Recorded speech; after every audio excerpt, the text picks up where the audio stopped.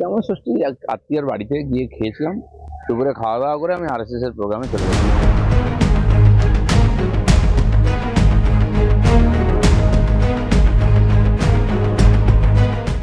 ব্যাস এটুকুই মন্তব্য তাঁর।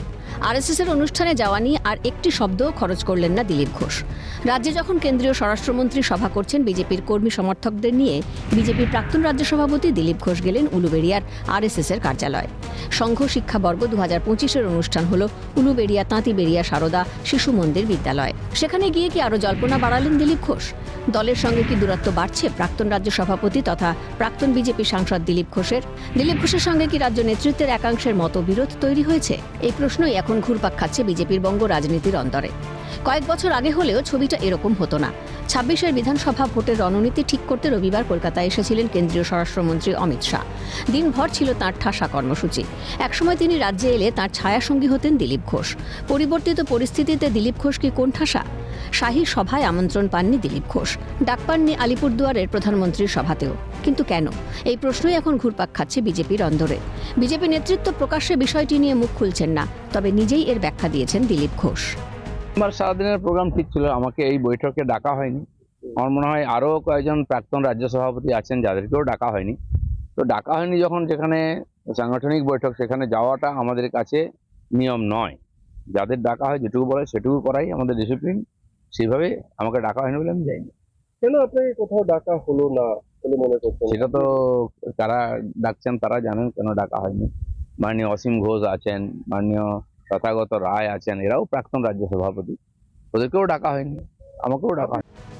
চূড়ান্ত দিশাহীন দল কোথায় দিলীপ ঘোষকে রাখবে তা ঠিক করবে তাদের নেতৃত্ব।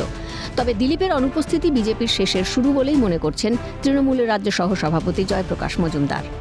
বিজেপি নব্য বিজেপি কি হবে, দিলীপ ঘোষ কোথায় থাকবেন সেটাকে বিজেপিকেই ঠিক করতে হবে। এবং এইটুকুনি বলতে পারি, দিলীপ ঘোষ না থাকাটা দলের সঙ্গে বঙ্গীয় বিজেপির পক্ষে মারাত্মক হয়ে উঠবে। শেষের শুরু বলা যেতে পারে। একই সুর তৃণমূল কাউন্সিলর অরূপ চক্রবর্তীর গলায়। দিলীপ ঘোষ, তাদের সাথে আমাদের রাজনৈতিক মতের সহস্র যোজনের পার্থক্য রয়েছে, কিন্তু দিলীপ ঘোষ বিজেপির সভাপতি হিসেবে সফল ছিলেন, এটা অস্বীকার করে কোনো লাভ নেই। দিলীপ ঘোষের সময় দুটো মাত্র সাংসদের দল, 18টা সাংসদের দল হয়েছিল। দিলীপ ঘোষকে যখন মেদিনীপুর থেকে কার্যত কায়দা করে সরিয়ে দিয়ে বর্ধমান দুর্গাপুরে পাঠানো হলো, বর্ধমান দুর্গাপুরের সাংসদকে আসানসোলে পাঠানো হলো, এই একটা দিলেই কার্যত আমাদের 3টে এমপি আমাদের হাতে চলে আসলো। এবং যারা বর্তমানে বিজেপির নেতৃত্ব, সে লিডার অফ অপোজিশনই হোক বা সুকান্ত মজুমদারই হোক, তারা যত এই ধরনের কাজ করবেন, বিজেপির অভ্যন্তরীণ যে বিশৃঙ্খলা সেটা আরো বেআব্রু হবে, সেটা আরো প্রকট হবে। এবং পুরনো বিজেপি যারা পুরনো আরএসএস, তারা যে কার্যত উপেক্ষিত এই তৎকাল বিজেপি প্যারাশুট বিজেপিদের আমলে, আজকে বেশি করে পুরনো বিজেপি কর্মীরা বসে যাচ্ছেন অঞ্চলে। বেশ কিছু ঘটনায় দিলীপ ঘোষের অবস্থান এখন তার কাছে স্পষ্ট নয়, এমনটাই জানালেন বিজেপি নেতা তথাগত রায়। গতকাল অমিত শাহর যে মিটিংটা ছিল সেটা ছিল একেবারেই কার্যকর্তাদের মিটিং, অতএব সেখানে আমাকে ডাকার কোনো প্রশ্ন ওঠে না। দিলীপ ঘোষকে কেন ডাকেননি আমাদের রাজ্য নেতৃত্ব সেটা আমি বলতে পারবো না। তবে এর আগে আমাকে অনেকে জিজ্ঞেস করেছিলেন যে দিলীপ ঘোষ সম্বন্ধে আপনার কি বক্তব্য। আমি বলেছিলাম যে দিলীপ ঘোষের অবস্থান আমার কিছুই জানা নেই এখন, কারণ ইদানিংকার মধ্যে বেশ কিছু ঘটনা ঘটেছে যার ফলে ওর অবস্থানটা একটু অপরিষ্কার হয়ে আছে।